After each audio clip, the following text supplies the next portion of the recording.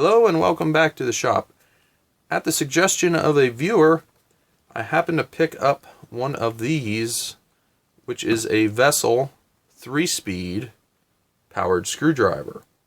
This is supposed to be one of the best ones they have available, and we're going to check it out. It's not readily available in the US. You have to special order these from Japan. But let's get into it and see what you get. Okay, and with the tool out, I don't have a whole lot of things that I can read here. But this is supposed to be a 3-speed tool. It is made in Japan.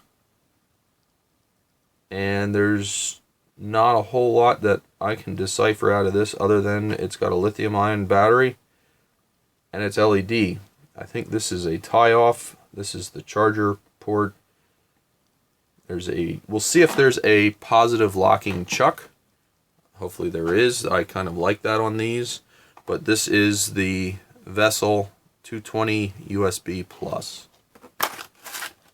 Okay, let's get into her here. So, here's our screwdriver. There's our charging cord. Here is our instructions. And in the very back, they give you a tip. So let's get that guy out. The instructions appear to be all in Japanese, so you'll probably need some sort of translation device if you want to look at these. But a lot of these tools are pretty self-explanatory, and I don't normally go for the instructions anyway. The tip that comes with this looks to be very, very nice quality. It is a Phillips number 2 and a straight blade that is approximately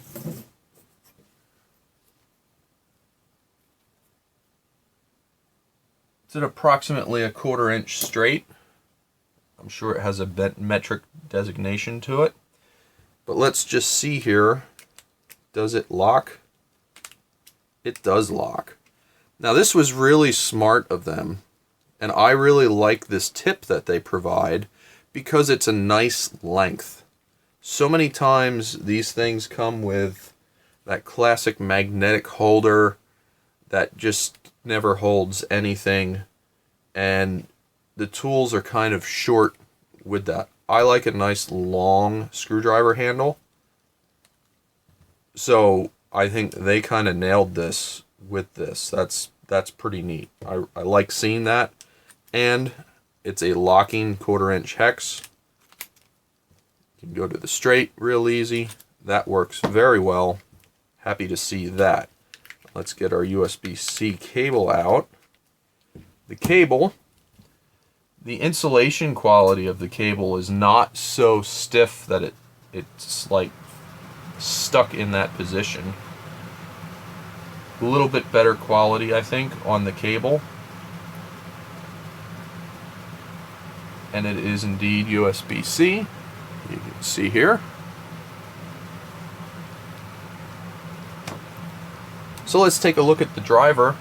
It's got a nice detent here for your fingers.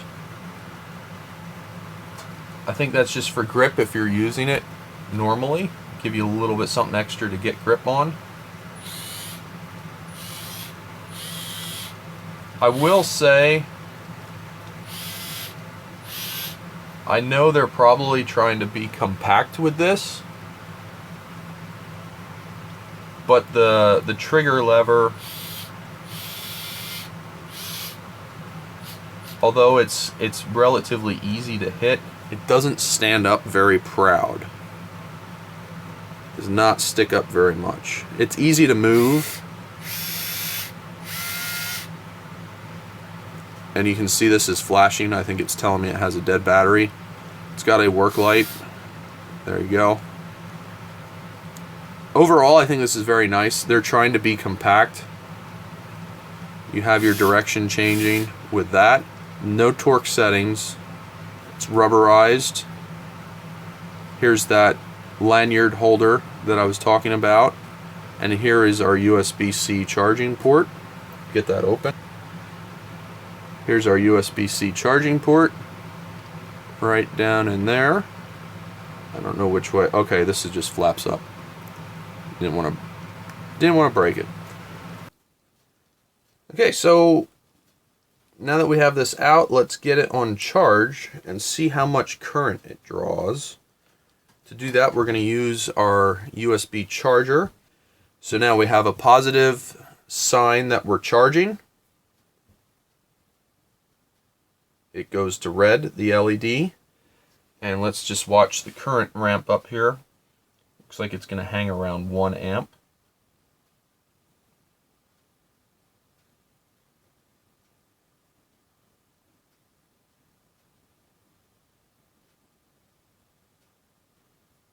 Yeah, looks like that's going to hang around 1 amp. It'll probably go up and down a little bit, but let's get this thing charged up. And then we will check the RPMs with our Vita root. We'll check the current with our current rig, and we'll check the overall weight of this with our Harbor Freight scale. Okay, and we are back with the vessel. So as you can see, once the vessel is charged, it gives you a green light, and the tool does not work when it's on the charger. Once we unplug our USB-C connector, tool is up for business. So something fascinating with this tool, when you run it, it has a slow blinking light. If you hold the blinking light button in, it blinks a little faster. And it's telling you what speed it's in. This is a 3-speed tool. We'll hold it again. And when it's solid, it's on high speed. So let's get this charger out of here, and we're going to test what all RPMs this tool has. Okay, so we're going to test what the RPMs of this tool are, and to do that, we're going to use our RPM checking rig that we've made, which is a 7/8 socket.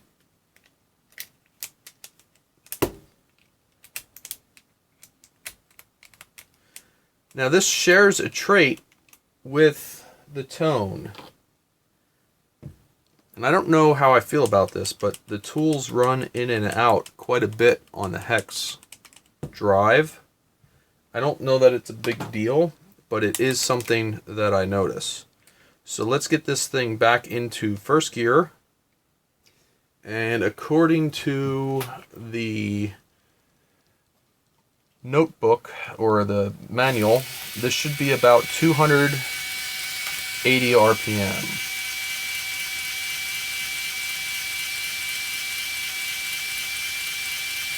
So we're about 240 forward.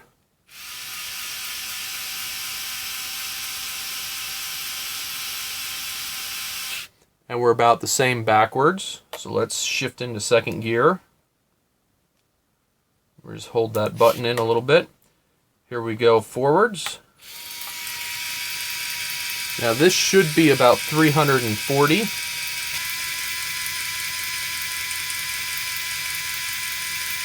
For whatever reason I'm getting interference there, but there we go, 310-ish. Going backwards.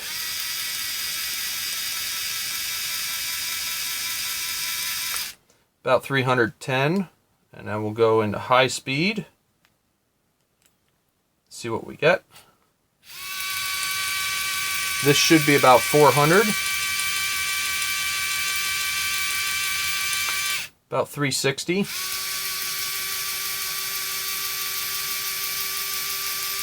And in reverse, we're about the same. So I think of all the ones we tested, this one is by far the fastest. Now let's see what we get for torque. To do that, we're going to use our torque measuring rig, which we have here is a torque wrench attachment, and this is 1/4 inch. And this will, when the tool stalls, this will record what our maximum torque was. So here we go. 4, 3, 3. Now let's go in reverse. 4, 4. Seems pretty consistent at 4. Let's shift into second gear. And let me get into first forward. Here we go, forward. 8. 8. 8. Now we're in reverse. 6. 6.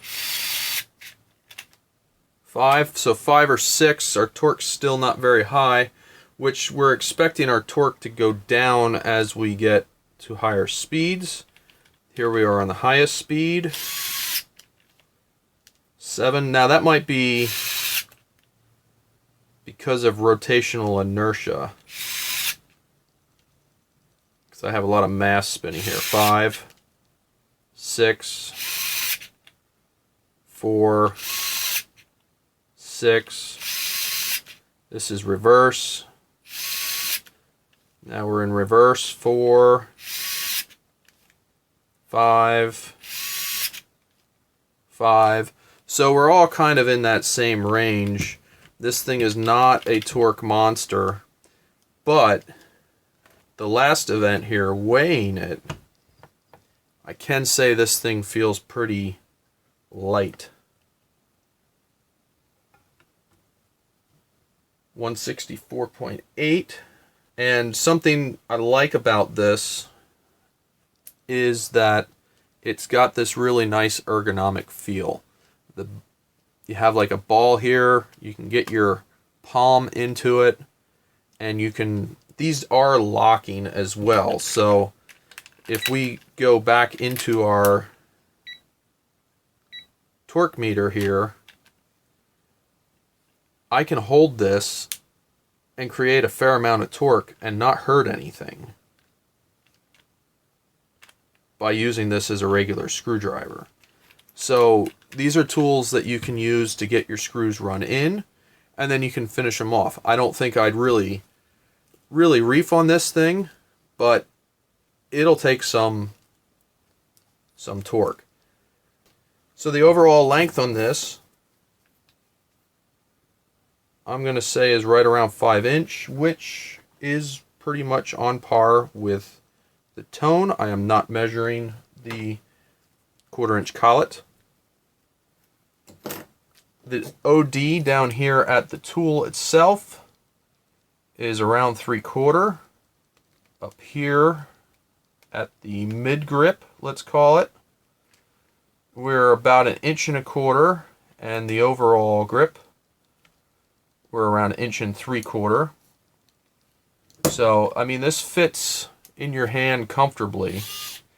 And I don't know how I feel about the operator here.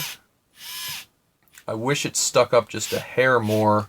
I think the tone with the buttons might be a little more easy to use long term, but I'm not 100% on that.